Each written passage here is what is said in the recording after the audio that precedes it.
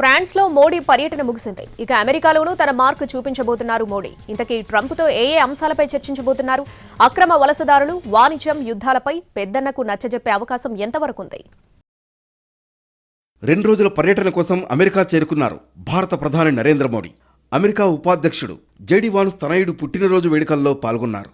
America అధ్యక్షుడిగా Trump బాధ్యతలు చేపట్టిన తర్వాత నరేంద్ర మోడీని వైట్ హౌస్కు ఆహ్వానించారు. అయితే మోడీ అమెరికా పర్యటనలో విభిన్న అంశాలపై ట్రంప్తో చర్చించబోతున్నారు.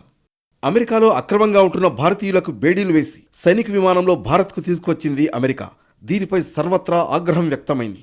మోడీ అమెరికా టూర్లో ఈ అంశంపై చర్చ జరిగే అవకాశం ఉంది. భారతీయుల్ని గౌరవంగా పంపే దిశగా చర్యలు తీసుకునే వీలుంది. ట్రంప్ అధ్యక్షుడయ్యాక వాణిజ్య యుద్ధం మొదలైంది. పలు దేశాల ఉత్పత్తులపై పన్నులు విధిస్తున్నారు. మోడీ టూర్లో ఇరు దేశాల మధ్య వాణిజ్యం, పన్ను రాయితీలపై అవగాహనకొచ్చే అవకాశం ఉంది. అమెరికాతో మినీ వాణిజ్య ఒప్పందం కుదుర్చుకోవచ్చని తెలుస్తోంది.